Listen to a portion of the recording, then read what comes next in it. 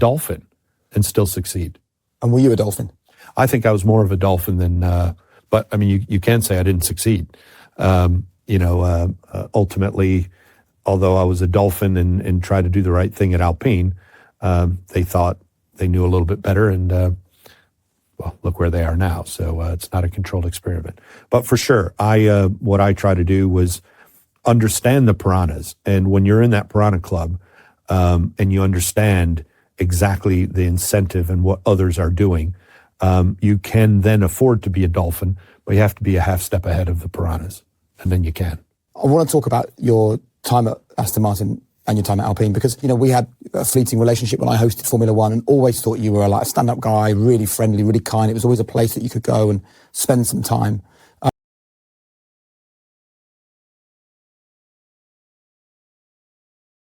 Varied methods of skirting regulation, it's honestly no wonder you have a new form of criminal activity from that space popping up daily. But that being said, the mystery we are going to be exploring today is by far one of the least talked about, and yet one of the most insane stories from the industry. And I must say, you know you're in for a treat when you have even the crypto promoters, who rarely say anything negative, say something like this. When most of my no-coiner friends ask me what is one of the most egregious frauds I know about, I usually say fractional reserve banking. However, I often sense that this is not the answer that they're looking for. But Guy, you deal with crypto all the time. Tell me about some crypto crime. With a slight frustration, I tell them to Google Quadriga CX. With that being said, today let's dive into the mysterious death of Gerald Cotton and the bizarre circumstances surrounding Canada's ex-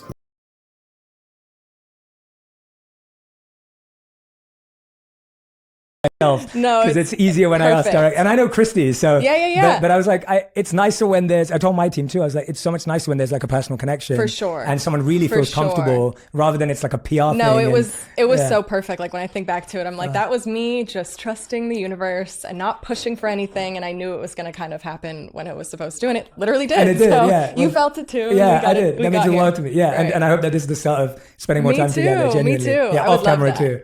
I would love that, because like I think also, I don't know, like I admire people like you. I admire like, you know, the Michael Polans and Michael Singers and Wim Hofs of the world, and I feel like you fit in that category for me of just people that are, because, you know, I know a little bit about your story. I'd like to actually know more, which would be really cool to actually, I know we're obviously not here for that exactly, but for me, just personally, like I'd love to know more of your story. I know that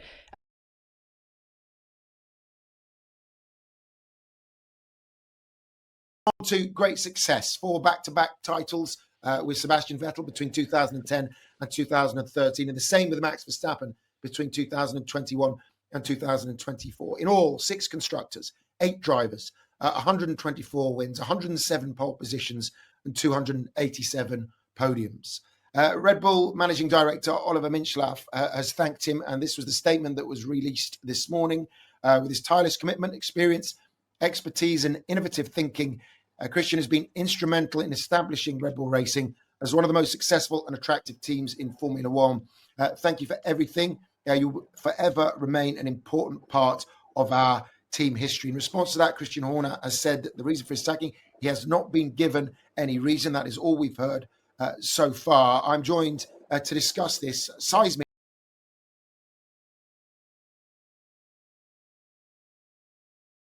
Formula One, Michael Schumacher was dominating the sport, but I never thought that I was slower than him in a way. Maybe it was just a kamikaze approach to Formula One and to my start of my career. But, you know, I never doubt of having the same car. Maybe I could challenge him one day. So that's how all my career went so far.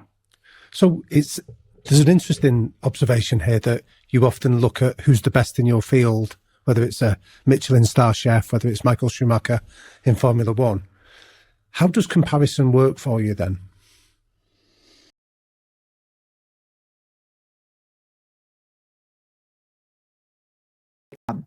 There is no accident. He put himself in charge of screening what the journalists would get and what they wouldn't get, and now his ass is fired, rightfully so. Joining me now to discuss it, Jesse Kelly, host of The Jesse Kelly Show and the show I'm Right. Did you know that traditional bed sheets can harbor more bacteria than a toilet seat? Can lead to acne, allergies, stuffy noses. Good gracious. Miracle Brand, offers a whole line of self-cleaning, eco-friendly bedding like sheets, pillowcases, and comforters that prevent 99% of bacteria and require 3 times less laundering. Miracle Brand's sheets are thermoregulating and designed to keep you at the perfect temperature all night long so you get better sleep every night. They're infused with natural silver that prevents 99.9% of bacterial growth. Miracle sheets are the perfect gift for your spouse, friends, or family who does.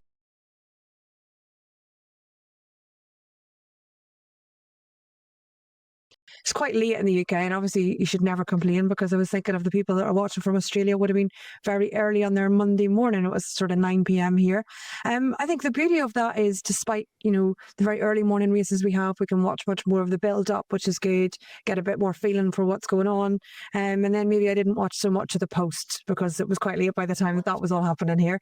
But yeah, it's quite enjoyable, I feel, to have it at one end of your day, and then you can sort of get into it when you're back home and on the sofa with a nice glass of wine.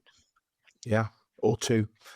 We've got a new minibus as well, Bernie. You'll be pleased to know. Have we? That was driven to and from the track by David Croft in a horrendous shirt in the morning. I've seen the shirt. Avocados. Yeah. Not as bad as the flamingo one.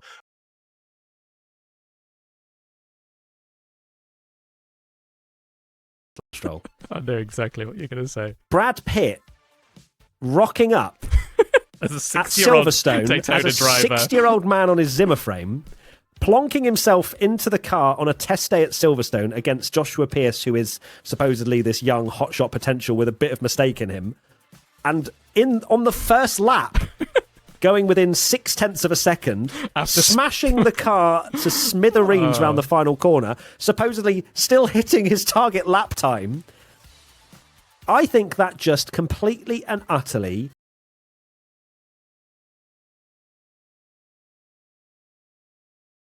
on his lap as well. So definitely in that situation. Then we come to the race, and again, he's said in his post-race interviews, we won't quit this weekend. We would, we just finished 7th. That's kind of where we were. He had a bad start for a start. He